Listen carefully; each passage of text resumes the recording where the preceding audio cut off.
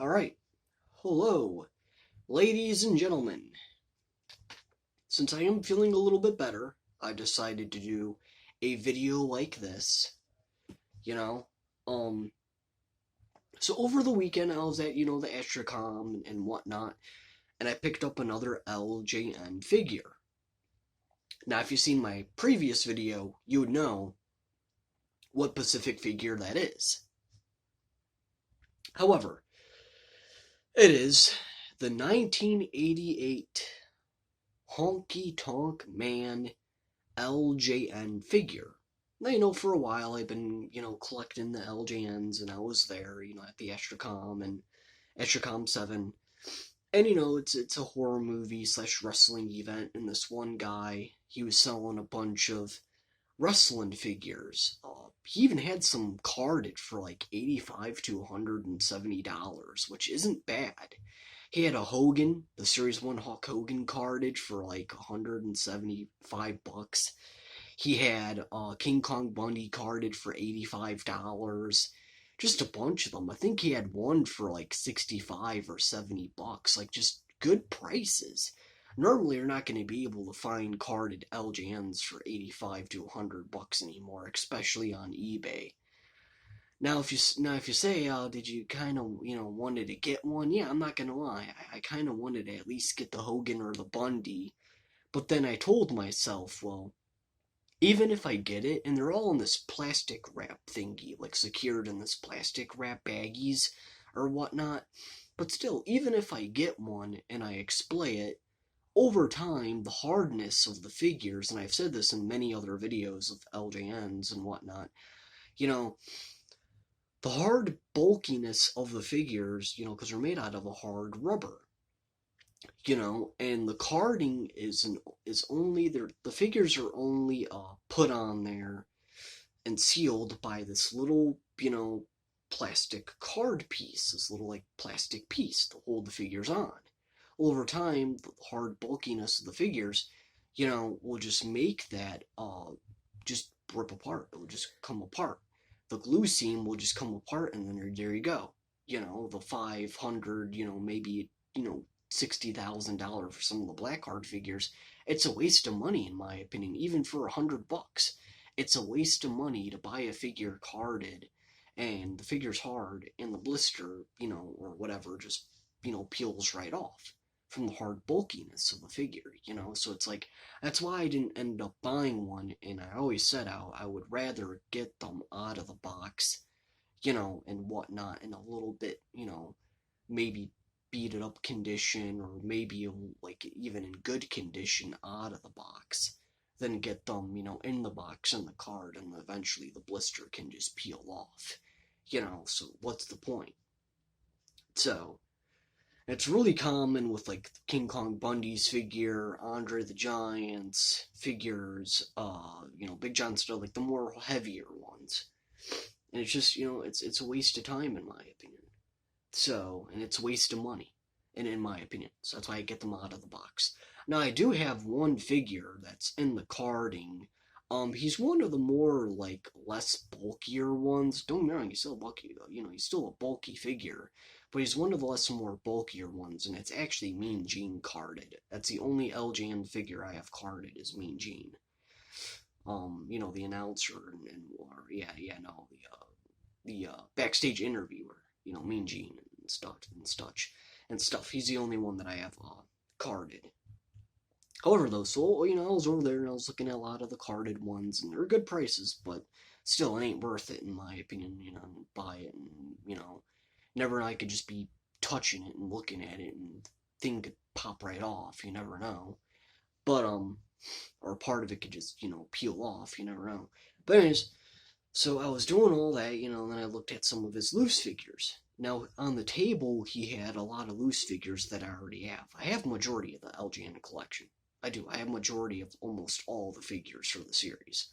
I'm not missing them, much. So I was looking at them, I'm like, I already have all these figures, loose and whatnot. I got almost all the announcers, I got Mean Gene card in and out of the card. I don't care about variants, I'm not really a big variant guy. But then, on the shelf, he had a shelf area with like the more, I guess you'd say, harder ones to find from like Series 5, Series 4. He had a Vince McMahon. I was gonna buy the Vince McMahon he had. He didn't have Vince carded, he had him out of the box. But I was gonna buy the Vince McMahon. He wanted, I think, $80 for it, like $70 to $80. But the hair on the Vince had like the paint for the hair was completely gone. The uh paint for, the like the red paint for the jacket or whatnot for the Vince McMahon figure, it was just like the figure, the paint wise, wasn't really good. And I'm like, I don't want to pay $70, $80 for this Vince McMahon. He's not in, like pristine condition. Heck, I can go on eBay and find a Vince McMahon maybe for the same price. Maybe for an offer on eBay or something for the same price and a little bit better, like paint wise condition. Now, my thing is, I don't care if I buy an LJN figure and there is some paint missing, but the Vince McMahon, like paint wise, like it just had too much paint missing in my opinion. It's like I just didn't want to buy one with, tons of paint missing. If it had a little bit, maybe on the boots, a little bit on, the figure, just a little bit all around, I would be okay with that. But I'm not gonna buy, where his half of his fucking body is missing paint. It just kind of looked retarded and stupid. That's just my opinion. Maybe somebody else would have bought it. Who knows? But I didn't buy that. So I was looking. He had the British Bulldogs. I bought the British Bulldogs. He had what else? The jumping. He had the Killer Bees. Now the Killer Bees he had were in mint condition. I have one and a half of the Killer Bees that were like in horrible. I have one half of the Killer Bees figures that's like in horrible condition. I was thinking about buying them, but I'm like, I don't want to buy them. But they're like in mint condition. So I was looking, and then I came across one of the other rare figures from Series 5, and whatnot that he had that I don't have yet. And this is the only one that he had from Series 5 out of the box that was, there. And that is no other than the Honky Tonk Man. Now originally I was gonna go on eBay once saving up more prices and get Honky Tonk Man and whatnot, but since I was there, I don't have to get his figure now. And honestly, this is not like a bad Honky Tonk Man by any means. There is some Honky Tonk Mans that are super blue.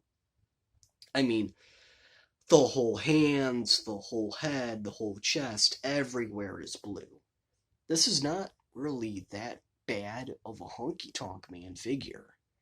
It's not perfect, but it's not bad, And if you're wondering, why is he blue? Well, why does he have these blue marks on his face and on his hands?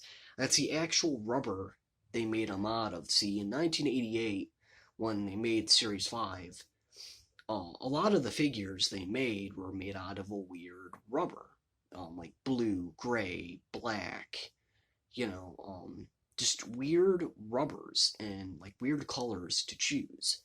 And when you sit there and let's say you take, two figures and have Hogan, beat up on them and whatnot, a lot of the actual paint that they use for like the paint tone, like, Honky Tonk Man, for example, he's a white guy, and they use blue, a lot of the paint just wears off and, he becomes blue. Same with, Bam Bam Bigelow. He's a white guy and a lot of the paint wears off. He turns black. It's just the rubbers.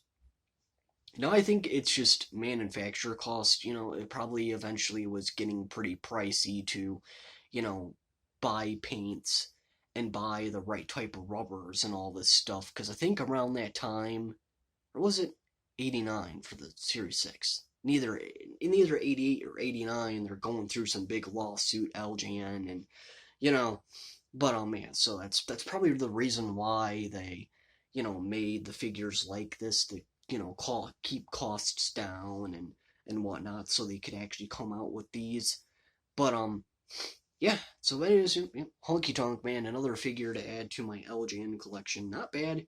Like I said, I don't really mind it. If he was super blue, then I would have not fucking got him. If he was super blue, and I would have been like, no. But at the end of the day, he's not in horrible condition. He's not in like horrible condition. But yeah. 1988 Series 5, Honky Tonk Man. Bye-bye now.